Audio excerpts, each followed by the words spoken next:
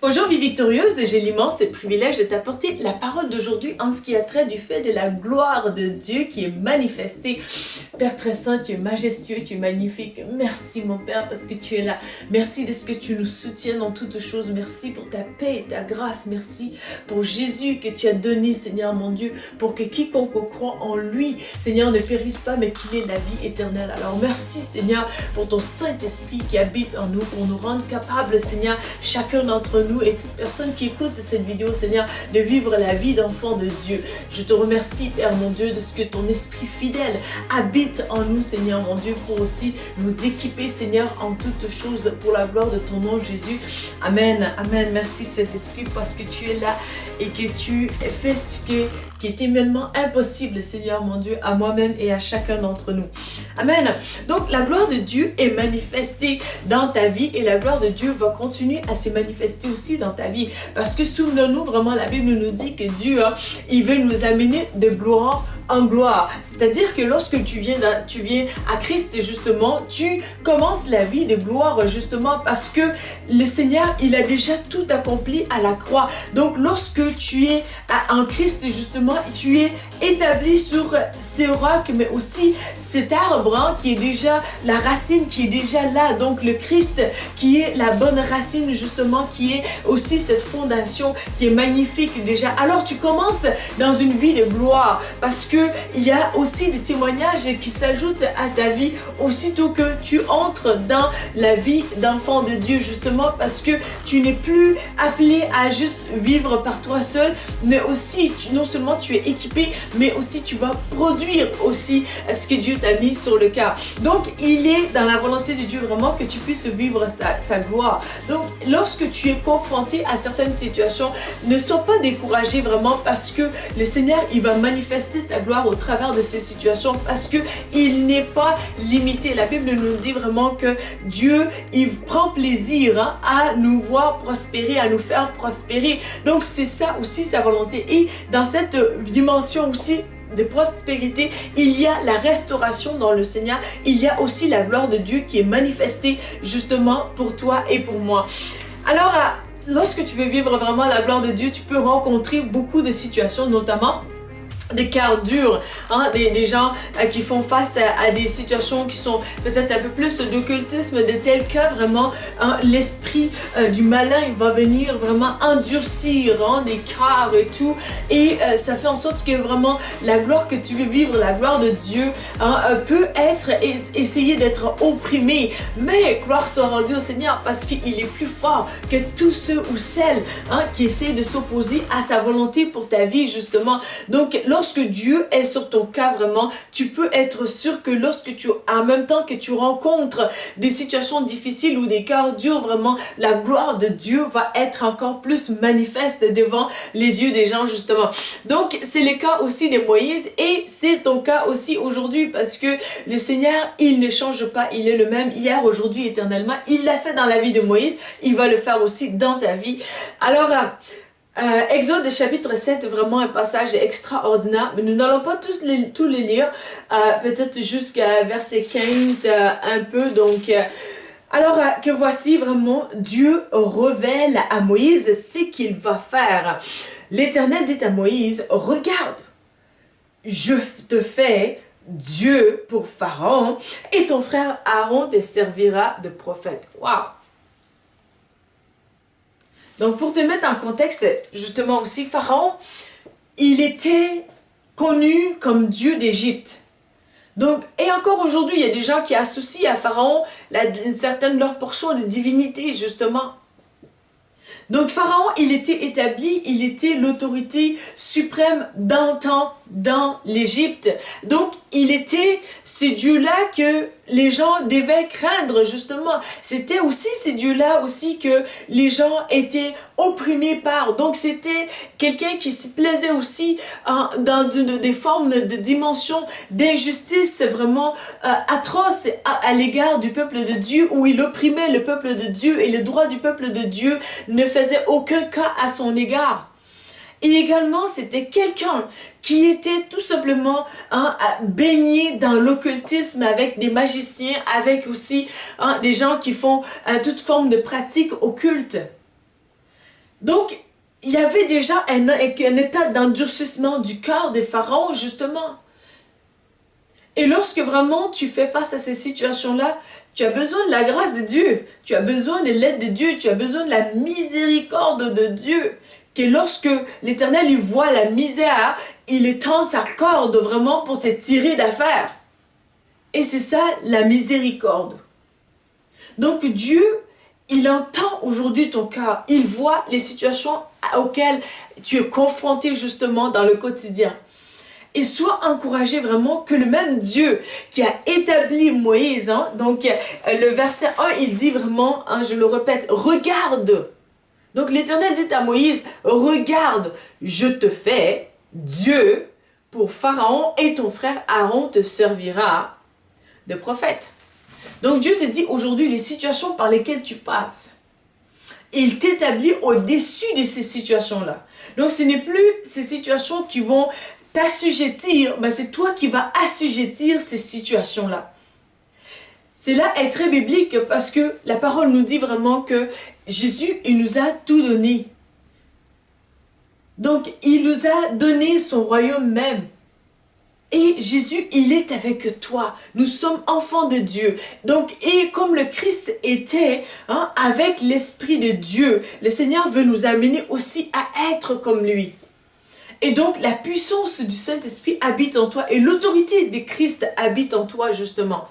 Alors, c'est pourquoi il est important pour toi et moi de réaliser dans le quotidien vraiment que le Seigneur est tout-puissant et que tout ce qu'il permet, tout ce qu'il aussi promet aussi va s'accomplir, tout ce qu'il permet va être pour sa gloire justement qui va se manifester au travers des situations les plus douloureuses de ta vie, vraiment les choses d'exploit, les choses magnifiques, les choses glorieuses vont sortir de ta vie et toi-même tu vas comprendre des choses mais tu vas être aussi dans l'étonnement. Parce que tu te diras, ben moi aussi je me prenais peut-être pour quelqu'un d'ordinaire. Pour quelqu'un de tout simplement, ben ça va, bonjour et tout, voilà, je suis monsieur, madame, tout le monde. Mais lorsque vraiment les situations te confrontent, te font front, et c'est là vraiment que tu vas voir la puissance de Dieu se relever en toi et Dieu va venir t'amener à une dimension de la vie divine qui va t'amener à comprendre non seulement des choses, mais de produire des fruits aussi dans la sanctification, dans la justice, dans la dimension de la volonté de Dieu qui amène sa gloire et que tout se voit vraiment sa gloire et sa puissance révélée à travers ta vie. Donc, Dieu, il a établi Moïse, Moïse qui était même élevé dans la maison de Pharaon. Je peux voir même Pharaon dire vraiment devant Moïse, mais c'est qui c'est Moïse? Mais ce n'était pas le petit là, le bébé qui était censé mourir par ma main. Parce que lorsque, au moment où j'ai décidé que tous les garçons des peuples de Dieu soient tués à leur naissance, mais Moïse, il y a échappé. Mais ce n'était pas ces Moïse-là que ma fille, elle a pris soin d'eux. Ce n'était pas ces Moïse-là qui a grandi dans ma propre cour, que j'ai investi dans lui, que j'ai investi dans son éducation. Donc oui, en effet, c'est ce même Moïse. Parce que Pharaon s'est assuré que vraiment Moïse, il est né dans une condition catastrophique où il a sémé toute forme de terreur. Moïse, je t'arrache de ta patrie. Moïse, je vais te tuer parce que tu es né dans une situation où vraiment les enfants premiers-nés, vraiment les garçons se faisaient tuer. Mais toi, Moïse, tu as été marqué par la peur. Tu n'es pas censé aujourd'hui venir te tenir devant moi fièrement dans l'Éternel, justement. Donc Moïse, qui es-tu? La peur, essaye de l'écraser, essaye de le diminuer, essaye de lui montrer que socio-culturellement parlant, ton contexte, Moïse, tu n'es rien pour nous. Donc, nous allons t'engloutir rapidement et facilement. Moïse, il en sera terminé de toi et une fois pour toutes. Chacun d'entre nous, c'est vraiment comment que l'ennemi aurait fait de nous si l'Éternel n'était pas là dans notre vie. Mais à cause du Dieu vivant qui habitait en Moïse, qui l'a rendu capable, par son onction justement, d'être Dieu, au-dessus de Pharaon. Donc, il y a un inversement aussi des situations. Pharaon, qui était Dieu, qui était respecté et honoré, se voit être vraiment basculé à la baisse complètement. Et Moïse, qui n'était rien, le peuple de Dieu qui était opprimé, écrasé, Dieu l'élève, Dieu, au-dessus de Pharaon. Aujourd'hui, sois encouragé qu'il y a un inversement de situation aussi dans ta vie. Parce que le Christ, il voit le cri de son peuple, il voit la souffrance de son peuple. Et il te dira vraiment, les magiciens, les sorciers, les choses d'occultisme ne l'emporteront jamais sur ta vie. Tu vas vivre la vie d'enfant de Dieu qu'il a destinée pour toi. Tu vas vivre la destinée que Dieu il a préparée pour toi. Et ce n'est pas un esprit de mensonge, des menteurs ou bien des gens qui se plaient à détruire des vies qui vont l'emporter sur ta vie ou bien sur tes bien-aimés. Parce que le Seigneur, il est tout puissant et il va intervenir en ta faveur. Il va te délivrer comme son peuple et il va t'établir aussi au bon endroit où ce que tu dois aller, tu vas aller au nom de Jésus. Donc ici vraiment, le Seigneur, il a inversé les choses pour se glorifier. Et ultimement, tu vas comprendre que le cœur de Dieu, c'est vraiment la justice. Donc là où il y a injustice, prends garde. Ne sois pas partisane comme personne de cette injustice parce que Dieu, il entend son peuple, il défend son peuple. Amen. Alors, verset 2, vraiment, tu diras tout ce que je t'ordonnerai. Donc Dieu dit à Moïse, tu diras tout ce que je t'ordonnerai et ton frère Aaron le répétera au Pharaon pour qu'il laisse partir les Israélites de son pays. Et moi, je rendrai le Pharaon inflexible et je multiplierai les signes miraculeux et les prodiges en Égypte. Mais il ne vous écoutera pas. Alors j'interviendrai en Égypte et j'en ferai sortir mon peuple, les Israélites, comme une armée en bon ordre en exerçant de terribles jugements. Les Égyptiens sauront ainsi que je suis l'Éternel quand j'interviendrai en Égypte pour en faire sortir les Israélites. Moïse et Aaron firent exactement tout ce que l'Éternel leur avait commandé. Moïse avait 83 ans. Non, Moïse avait 80 ans et Aaron 83 ans lorsqu'ils allèrent parler au Pharaon. Donc le Seigneur, il dit, il va rendre inflexible le cœur de Pharaon.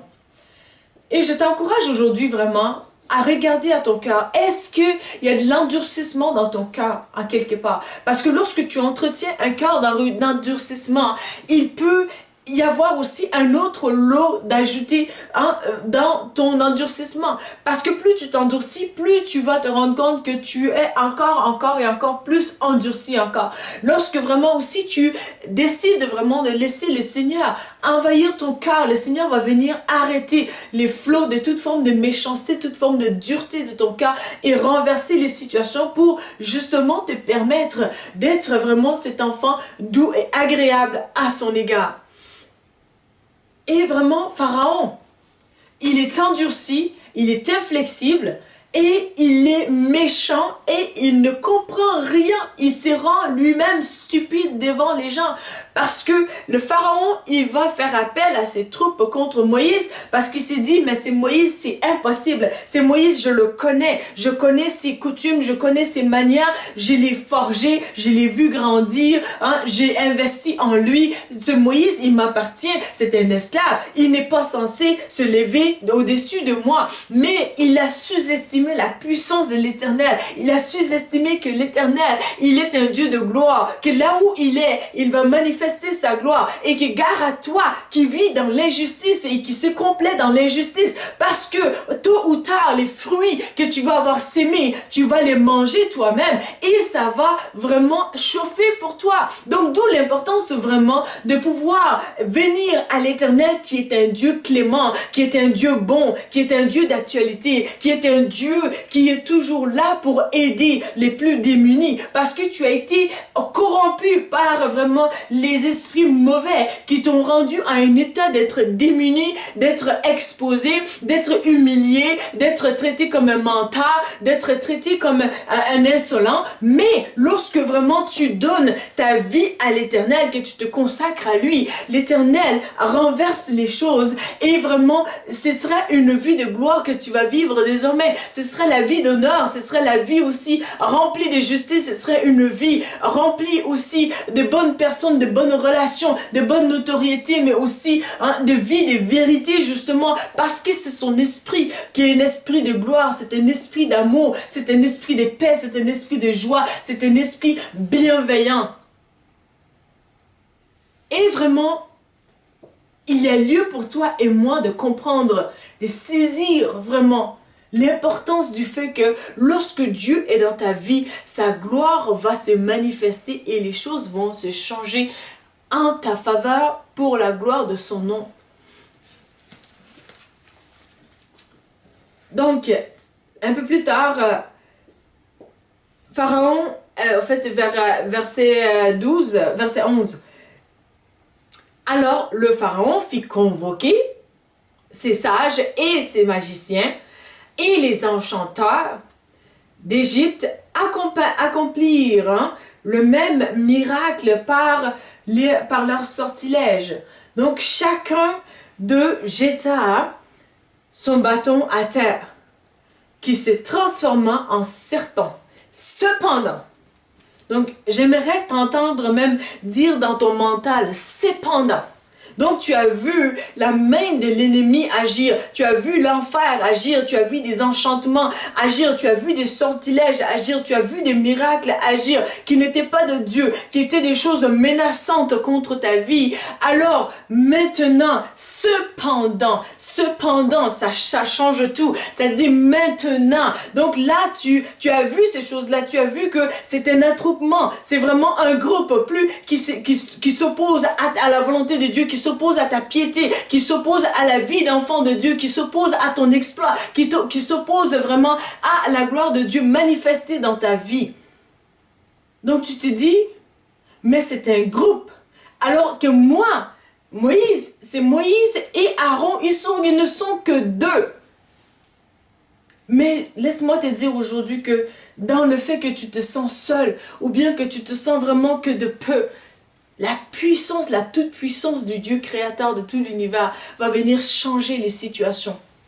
Alors que celui qui était en haut va revenir en bas à cause de son injustice. Et à cause du fait que tu as vécu cette injustice, le Dieu de justice va venir te prendre d'en bas, va t'amener en haut justement. C'est le cœur de Dieu.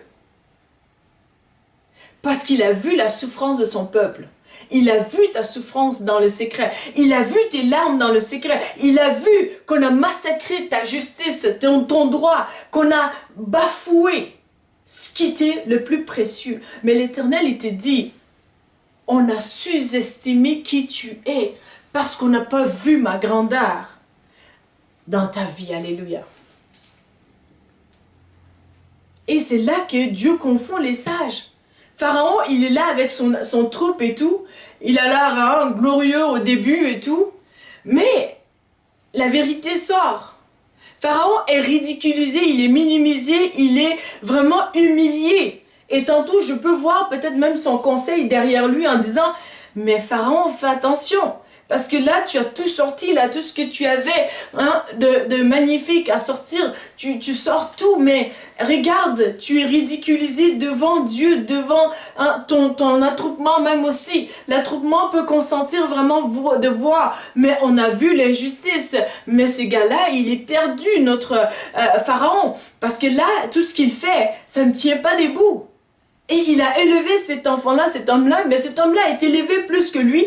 avec son orgueil, avec l'arrogance, il n'arrive pas à accepter la gloire de Dieu manifestée dans la vie de Moïse pour reconnaître que Moïse est en autorité face à lui. Ce n'est pas parce que tu es dans le monde et que tu as l'autorité que tu agis dans l'autorité de Christ. Donc fais attention parce que la Bible nous fait mention même aussi que les enfants doivent obéir à leurs parents et il y a certaines personnes qui vont aussi même le traduire littéralement du fait que les parents sont des dieux pour leurs enfants. Mais attention, lorsque toi tu es parent et que tu n'obéis pas à l'Éternel, que tu n'écoutes pas l'Éternel, que tu n'agis pas selon son cœur, selon sa volonté, les directives que le Saint-Esprit te donne, que tu te complaises dans des choses qui sont frauduleuses, qui sont manipulatrices ou bien qui sont dans l'immoralité ou bien qui sont dans des choses de péché, ben alors tu as beau dire à ton enfant, fais ceci, mais l'autorité n'est pas là. En vain que tu auras parlé. Si tu es comme un cymbale qui fait juste de bruit cacophonique, qui ne tient pas debout. Et ton enfant lui-même, qui obéit à Dieu, à Christ, il aura autorité sur toi.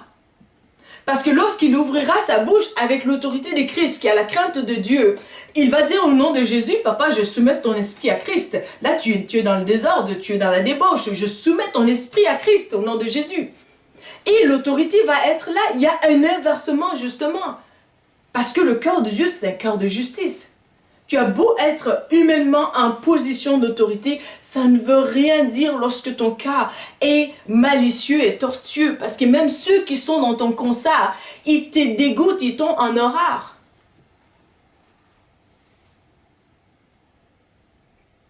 Parce que lorsque ton cœur n'est pas droit, l'Éternel n'est pas là-dedans. Et si l'Éternel n'est pas là-dedans, c'est des vaines gloires que tu vas essayer de démontrer. Ça ne sert à rien, ça va te retourner contre toi-même.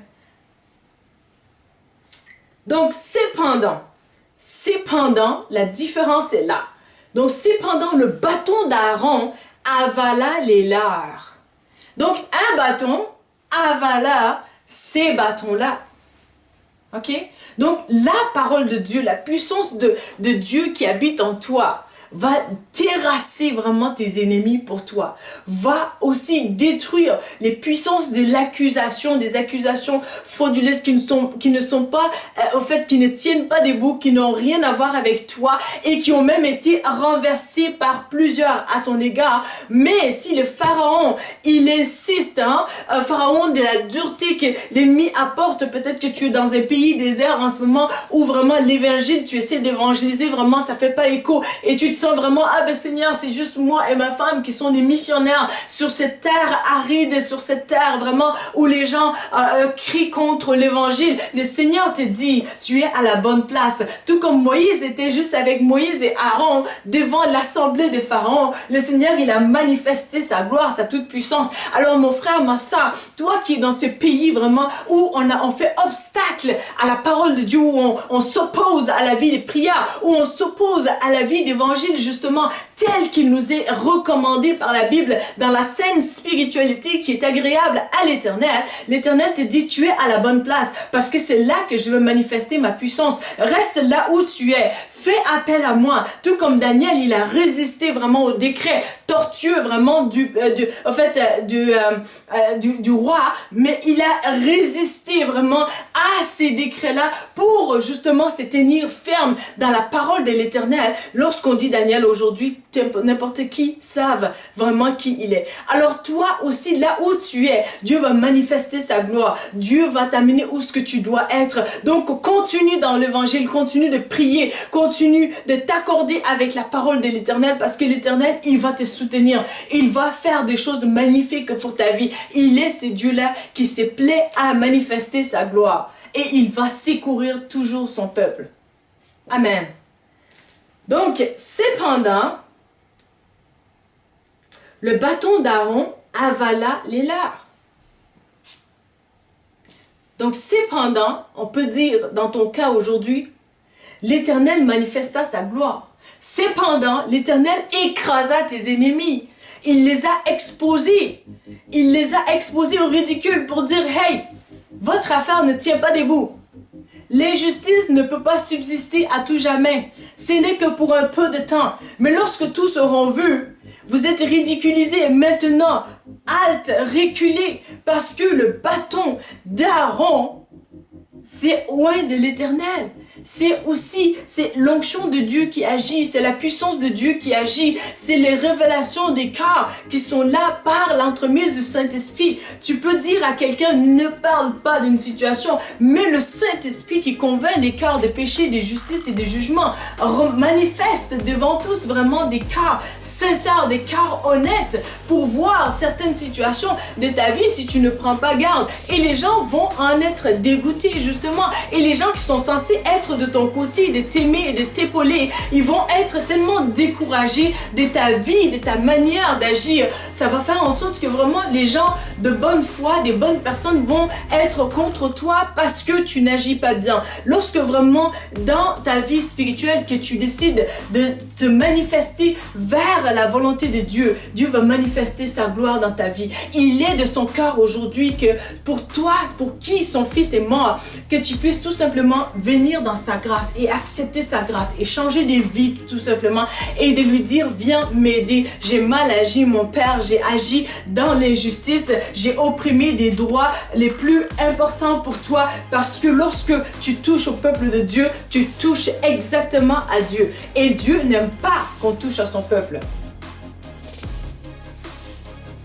Et alors il est important pour toi vraiment de le réaliser que la grâce réside dans le Christ qui veut t'amener de gloire en gloire, qui veut changer ta vie, qui veut vraiment transformer ta vie selon sa volonté et qui veut aussi s'assurer que tu aies un avenir, que tu aies une descendance qui ne sera pas dégoûtée de toi, mais qui vont adorer le Seigneur à cause de ta vie, qui va faire en sorte que eux, ça va tracer un chemin droit pour eux, qui va les encourager aussi. Donc, il faut que ces enfants-là, ces petits-enfants-là, puisse glorifier Dieu pour ce que tu as fait, des changements drastiques de la vie de débauche, de la vie de magie, de la vie de méchanceté, à une vie justement de sainteté, de sanctification, de gloire, d'honneur, et qui va faire en sorte que vraiment tu vas être un step pour eux, pour aller de gloire en gloire, et non pas justement la personne qu'ils doivent surpasser pour justement arriver à une vie de dignité. Donc le choix réside dans le Christ, mais l'honneur aussi. La Bible mentionne que si vous confessez Jésus-Christ comme Sauveur et Seigneur, que vous serez sauvés. Pour l'accepter, il vous suffit de dire ces mots avec moi. Seigneur Jésus, je te demande pardon pour mes péchés. Viens dans mon cœur. Je t'accepte comme mon Sauveur et mon Seigneur. Donne-moi ton Saint-Esprit et conduis-moi sur le chemin de la vie éternelle. Amen.